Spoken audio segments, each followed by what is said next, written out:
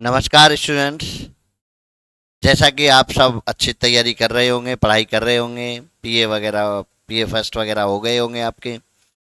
लेकिन प्रश्न एक ही खड़ा है कि बुक्स अपडेटेड नहीं है, टीचर्स कुछ बता नहीं रहे हैं, सीबीएसई भी जो सिलेबस जारी किया है उससे कुछ समझ नहीं आ रहा है कि आखिर सिलेबस क्या है।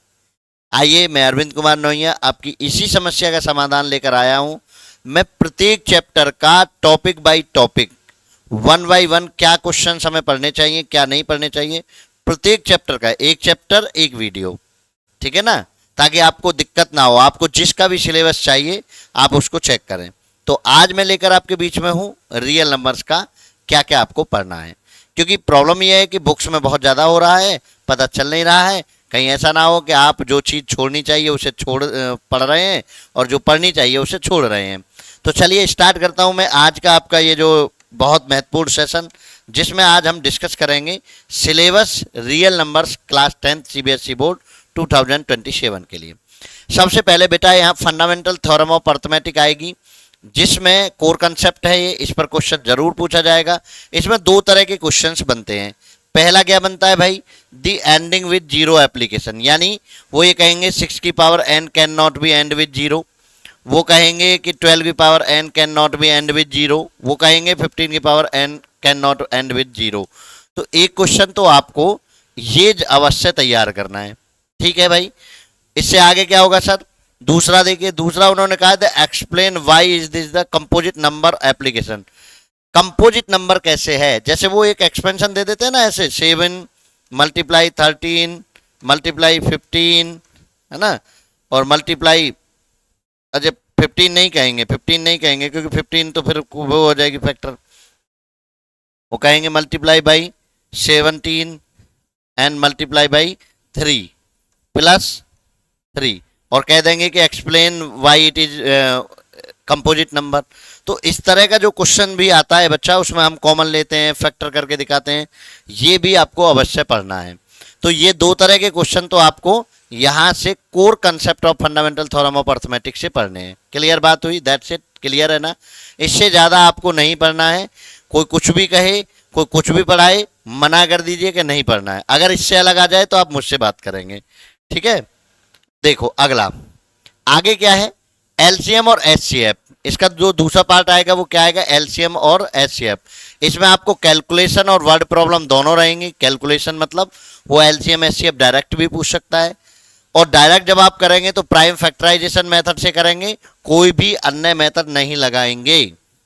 बेटा वो होता है ना एचसीएफ में जैसे 24 और 30 का एचसीएफ निकालने लगे, तो आप क्या करते हैं, आप 30 को ऐसे 24 से डिवाइड करके, 24 4 जब 4 ये 6, और फिर 24 से ये 6 4 24, और आप लिख देते हो कि सर एचसीएफ जो आ गया वो 6 आ गया।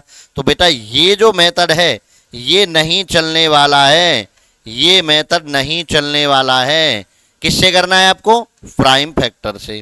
क्लियर बात, ये कितनों को बात समझ में आई। तो आपको ये प्राइम फैक्टर मेथड से प्राइम फैक्टर करने आ सकते हैं, और आपको वहां से एलसीएम एचसीएफ निकालने आ सकता है, आपको सिंपलेस्ट फॉर्म निकालने आ सकती है। और पूरे डिटेल सिलेबस के साथ मैंने अपना कोर्स तैयार किया है स्टैंडर्ड क्लासेज एप्लीकेशन पर, बिल्कुल अपडेटेड, एक भी एक्स्ट्रा चीज नहीं पढ़ाऊंगा, बिल्कुल अपडेटेड सिलेबस मैंने तैयार किया है।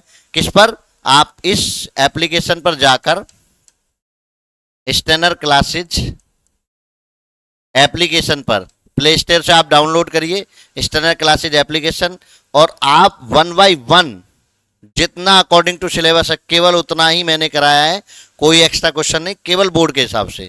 चीज़ें बाद में सीखते रहेंगे, जो चीज़ें सीखेंगे पहले बोर्ड। फिर इसमें जो एलसीएम में फॉर्मूला वेरिफिकेशन में कौन सा आएगा बेटा, ये एलसीएम गुना एचसीएफ बराबर ए गुना बी। ए बी क्या है, नंबर प्रोडक्ट ऑफ नंबर्स। तो इस पर भी आपको क्वेश्चन पढ़ना होगा, प्रैक्टिस करनी होगी, बेहतरीन सी प्रैक्टिस करिए और बेहतरीन से तैयारी करिए। इसके बाद एप्लीकेशन ऑफ वर्ड प्रॉब्लम में आपको वो एलसीएम और एचसीएफ दोनों पर आधारित क्वेश्चन दे देता है। कभी आर्मी में सैनिक गिनवाएगा, कभी ट्रैफिक लाइट गिनवाएगा, कभी आपको वॉकिंग कराएगा, ऐसे कुछ भी, लीव्स द रिमाइंडर, वो मैंने पूरा, आप स्टैंडर्ड क्लासेज एप्लीकेशन पर 10th class CBSE 10th class course में जाएंगे, मात्र 300 रुपये में, ज़्यादा रुपये अभी नहीं ले रहे हैं, और आप उसके कंटेंट पढ़िए। उस पर एक और काम है, उस पर जितने भी टेस्ट होंगे वो सभी बच्चों के लिए फ्री होंगे।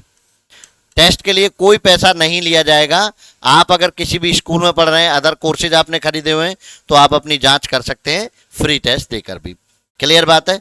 तो यहां से ये चीजें आती है। आगे बढ़ते हैं, और क्या हमें रियल नंबर में पढ़ना है। तो अभी तक कितने, 3 और 2 5 तरीके के क्वेश्चन अभी आपको पढ़ने हैं। आगे देखिए, और लास्ट एंड फाइनल, जो 101% एक क्वेश्चन आएगा ही आएगा, 100% एक क्वेश्चन यहां से बनेगा ही बनेगा। Proof of irrationality, irrationality proof theorem based आपको करनी है। इसमें भी 2 तरह के से क्वेश्चन आएंगे, प्योर इरेशनल यानी रूट 3, रूट 2, रूट 5, इस तरह के क्वेश्चन को इरेशनल प्रूव करना होगा, और कॉम्बिनेशंस को आपको प्रूव करना होगा। कॉम्बिनेशंस इट मीन ऐसे 2 + रूट 3, और बेटा आजकल तो वो ऐसे पूछने लगा है 1/2 रूट 7, और इसके भी 2 मेथड होते हैं। दोनों मेथडों को मैंने कराया हुआ है, आप इसको लॉन्ग मेथड और शॉर्ट मेथड दोनों मेथडों से इसको करते हैं। तो चलिए, बेशक बच्चा आप तैयारी कर रहे हैं, आप इससे ज़्यादा बिल्कुल मत पढ़िए। क्या क्या पढ़ना है, एमसीक्यू बेस पढ़ना है, केस स्टडी बेस क्वेश्चन पढ़ने हैं, केस स्टडी बेस, और आपको असर्शन रीजन पढ़ना है, असर्शन रीजन, ठीक है, और आपको बेसिक क्वेश्चंस पढ़ने हैं, ठीक है, बेसिक क्लासेज।